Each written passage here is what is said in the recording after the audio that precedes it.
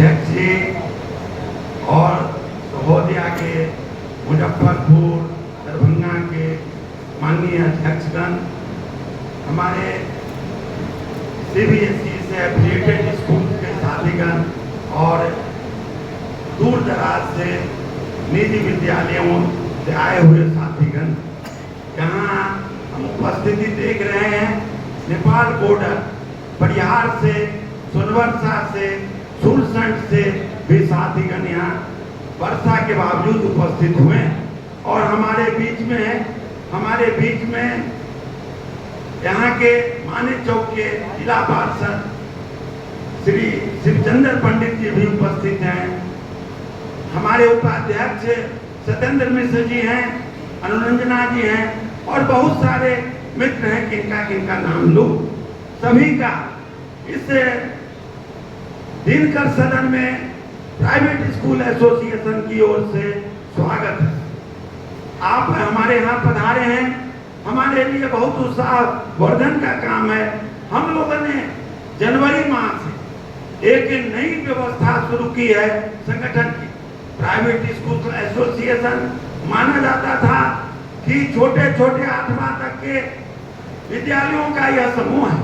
हमने पहले ही बैठक में सहोदिया सीतामढ़ी के अध्यक्ष रामभद्र जी को अपना अध्यक्ष, एकेडमिक काउंसिल का नौशाद जी को अध्यक्ष, और उसके बाद हम लोग सब लोग मिलकर यहाँ हम बतलाना चाहते हैं कि स्वागत करते हुए आपका कि मिलकर चल रहे हैं बिना परामर्श के।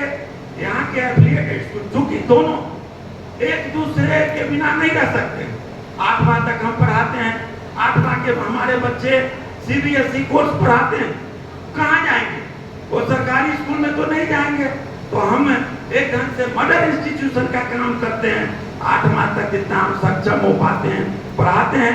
उसके बाद हम कोशिश करते हैं कि वो बच्चा किसी न किसी एफिलिएटेड सीबीएसई से एफिलिएटेड स्कूल में जाए।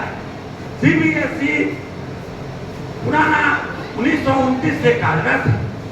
शिक्षकों की गुणवत्ता, प्राथमिक शिक्षा की गुणवत्ता को निर्धारित करने में महत्वपूर्ण भूमिका निभाती है। केंद्रीय माध्यमिक शिक्षा बोर्ड भारत में सार्वजनिक और निजी स्कूलों के लिए एक राष्ट्रीय स्तर का शिक्षा बोर्ड है, जिसका मकसद छात्रों की शारीरिक, भावनात्मक, सामाजिक और बौद्धिक भलाई के लिए अधिगम को आसान बनाना है। अब इसे एनईपी के तहत 2030 तक का प्राथमिक से लेकर माध्यमिक स्तर तक शिक्षा को सार्वभौमिक रूप में सुलभ बनाना है। 3 से 6 वर्ष के सभी बच्चों के बीच गुणवत्तापूर्ण प्रारंभिक बचपन की देखभाल और शिक्षा सुनिश्चित करना है। उसे 8 साल के बच्चों के लिए खेल आधारित अध्ययन की सामग्री तैयार कर नए प्रकारक की शुरुआत की है। स्कूल प्रमुखों और शिक्षकों के लिए राष्ट्रीय पहल होलिस्टिक एडवांसमेंट यानी निष्ठा शुरू किया गया है। नई शिक्षा नीति में तकनीकी का इस्तेमाल बढ़ाना, छात्रों में रचनात्मक सोच, तार्किक और निर्णय और नवाचार की भावना को बढ़ाया जाना है। यह कैसे होगा? इसमें सीबीएसई के, सहोदिया के हमारे अग्रज लोग कहें तो कोई हर्जा नहीं है। इन लोगों की भूमिका हमारे मार्गदर्शन में अहम है। मेरा एक विद्यालय सीतामढ़ी में जानकी विद्या निकेतन से है। मैं वहाँ सीबीएसई के जो टीचर्स हैं, क्योंकि इनके यहाँ बराबर प्रशिक्षण का कार्यक्रम चलता रहता है, मैं बुलाता रहता हूँ और वहाँ बुलाकर उनसे जानकारी लेता हूँ। हमारे दूसरे साथी लोग जगह जगह आपकी प्रतीक्षा करते रहते हैं, आपसे मार्गदर्शन लेते रहते हैं। शिक्षा मानव के विकास में एक महत्वपूर्ण भूमिका अदा करती है। शिक्षा से व्यक्ति सभ्य नागरिक बनता है, सब नागरिक ही सभ्य समाज का निर्माण कर सकता है। हम उस काम को कर रहे हैं। भारत के सभ्य नागरिक का निर्माण कर रहे हैं। भारतीय संविधान के अनुच्छेद 45 के द्वारा 14 वर्ष तक की आयु के सभी बच्चों को निःशुल्क प्राथमिक शिक्षा प्रदान करनी है। अनुच्छेद 46 में शिक्षा की दृष्टि से अति पिछड़े हुए समाज के कमजोर वर्गों के लिए सरकार द्वारा शिक्षा की विशेष व्यवस्था करने के भी प्रावधान किए हैं। लेकिन कौन करेगा? धरती पर हम जो 8वां तक पढ़ाने वाले हैं, नर्सरी से प्ले से कहें तो कोई हर्जा नहीं है। बच्चों को आपके 8वां तक की पढ़ाई कराकर CBSE के 9वां 10वां 11वां 12वां के लिए तैयार करते, तो हमारी भूमिका और CBSE के एफिलिएटेड स्कूल की भूमिका एक दूसरे के परस्पर सहयोग होने वाली है, और यह सीतामढ़ी में हम लोग चरितार्थ कर रहे हैं। तो इसलिए हम इस सेमिनार के माध्यम से अपने बड़े साथी लोगों से सुनना चाहेंगे। थोड़ी कठिनाइयां हैं। अब U-DAS आया, U-DAS में हम लोग परेशान थे। ई शिक्षा कोष आ गया। ई शिक्षा कोष में अभी तरह तरह की धमकियां दी जा रही है कि प्रस्वीकृति रद्द की जाती है। अब क्या क्या आदमी करे, पढ़ाई कराए, फिर के पोर्टल पर अपनी एंट्री करते रहे। हमारे यहाँ बादल सिंह जी बैठे हुए हैं। इतने बच्चे हैं अभी सीतामढ़ी में, हम कहें कि सबसे ज्यादा संख्या DPS लगमा में, और शायद उसके बाद ज्ञान भारती में भी उससे कम नहीं है। लेकिन रामभद्र जी या दूसरे लोग क्या करेंगे, पढ़ाई करेंगे कि इस शिक्षा कोष पर U-DAS हम एक बार भरते थे और वह केंद्र सरकार की नीतियों के तहत था। लेकिन अभी अब बिहार सरकार इस सरकारी स्कूल में जो बच्चे पढ़ रहे हैं प्राइवेट में नहीं पढ़े, इस उद्देश्य से यह शिक्षा कोष पहले सरकारी स्कूलों का करा गया। हम जब एंट्री करने चलते हैं तो उसमें जैसे ही आधार डालते हैं तो किसी सरकारी स्कूल का आ जाता है अध्ययन रद्द। तो अब बाद में हम लोगों ने सवाल उठाया तो कहा गया कि आप ओके फिर भी कर दीजिएगा तो वह बच्चा सरकारी स्कूल से हटकर आपके यहाँ आ जाएगा। इस काम को हम लोगों ने शुरू किया, फिर तो भी संख्या नहीं बढ़ रही थी क्योंकि आधार नहीं मिल पा रहा है बच्चों का। तो उन्होंने लिबरल कर दिया कि बिना आधार के भी आप एंट्री शिक्षा पर करें, लेकिन जरूर करें। और यह एक पर एक फरमान। दूसरे तरफ मुफ्त में हम पढ़ाते हैं, संवैधानिक बाध्यता है हमारी स्वीकृति के लिए। अब उसका 25% की राशि कैसे मिलेगी, इस पर कोई ध्यान देने वाला नहीं है। इसी में प्राथमिक शिक्षा निदेशक मिथिलेश मिश्र से सीतामढ़ी की ओर से हम लोग सवाल इस खड़ा करते रहे। उन्होंने कहा कि 30 अगस्त से शुरू करेंगे, लेकिन 30 क्या 31 भी बीत गया, अभी पेमेंट शुरू नहीं किया।